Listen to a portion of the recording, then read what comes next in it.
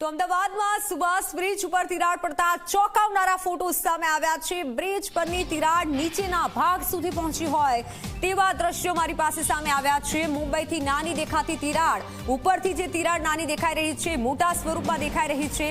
પ્રાથમિક તપાસમાં બ્રિજના એક જ સ્પાનમાં નુકસાન થયું છે।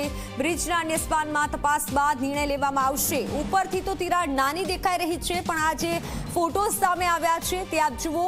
બ્રિજના એક જ સ્પાનમાં નુકસાન થયું છે અને અમદાવાદના સુભાષ બ્રિજ પર તિરાડ પડતા ચોંકાવનારા ફોટો સામે આવ્યા છે।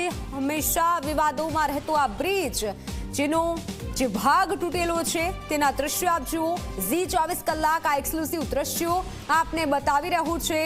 આ બ્રિજ ઉપરથી નાની દેખાતી તિરાડ મોટા સ્વરૂપમાં દેખાઈ રહી છે અને પ્રાથમિક તપાસમાં બ્રિજના એક જ સ્પાનમાં નુકસાન થયું છે। ત્યારે આ બંને અલગ વાત છે। ઓનલાઈન પર સંવાદદાતા અર્પણ જોડાઈ ચૂક્યા છે। અર્પણ, આ જે તિરાડ દેખાઈ રહી છે આપણી પાસે એક્સક્લુસિવ જે ફોટોસ આવ્યા છે એ વિશે જણાવો, કારણ કે હંમેશા આ જે બ્રિજ છે તે વિવાદોમાં રહે છે। મિત્ર, જે પ્રમાણે 4 ડિસેમ્બરે સાંજના સમયે આ બ્રિજ તાત્કાલિક બંધ કરવામાં આવ્યો અને વાત સામે આવી કે બ્રિજનો એક સ્પાનનો કેટલોક ભાગ બેસી ગયો છે।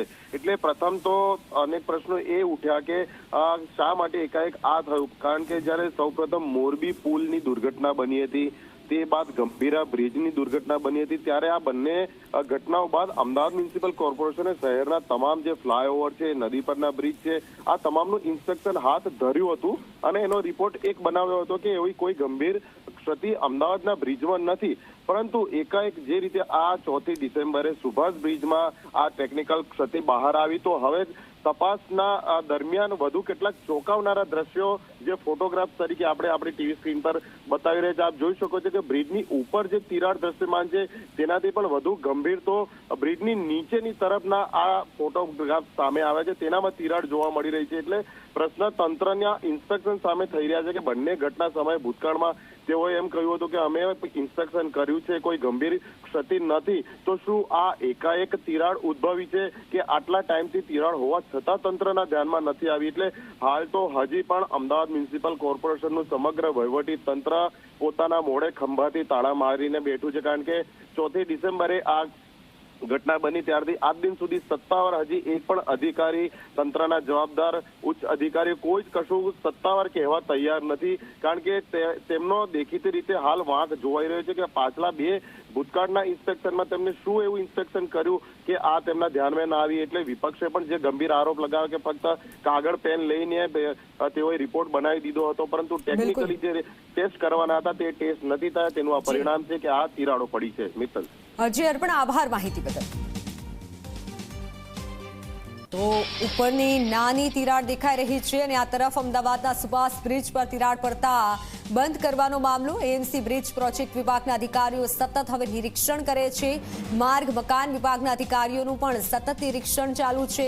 મોરબી બ્રિજ દુર્ઘટના બાદ ઇન્સ્પેક્શન થયું હતું અને ઇન્સ્પેક્શન દરમિયાન કોઈ ક્ષતિ જણાઈ ન હતી। અચાનક જ બ્રિજ પર તિરાડ પડતા તંત્રએ મૌન ધારણ કર્યું। બ્રિજમાં અચાનક તિરાડ પડવાનું કારણ હજુ પણ અકબંધ છે અને અમારી પાસે અમુક ફોટો સામે આવ્યા છે જેમાં એ તિરાડ મોટી જોવા મળી રહી છે।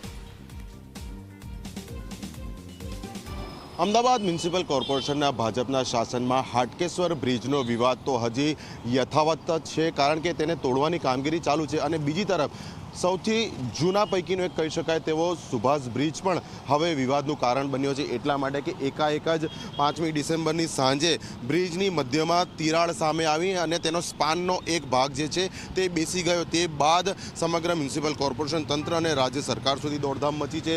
તકેદારીના ભાગ તરીકે હાલ તો સુભાષ બ્રિજની ઉપરનો તમામ વાહન વ્યવહાર છે તે બંધ કરી દેવામાં આવ્યો છે, પરંતુ બ્રિજની નીચે રિવરફ્રન્ટનો જે રસ્તો પસાર થાય છે પૂર્વ તરફ તેના પણ બંને છેડા બંધ કરી દેવામાં આવ્યા છે। એટલે આપ જોઈ શકો છો બેરિકેડિંગ કરવામાં આવેલું છે અને ટ્રાફિક પોલીસ દ્વારા જે વૈકલ્પિક રૂટ આપવામાં આવ્યા છે તેને અનુરૂપ ટ્રાફિકની અવરજવર થઈ રહી છે. બીજી તરફ આટલી મોટી ઘટના બન્યા બાદ પણ હજી સુધી અમદાવાદ મ્યુનિસિપલ કોર્પોરેશન તરફથી સત્તાવાર આ મામલે કોઈ જ નિવેદન આપવામાં આવ્યું નથી.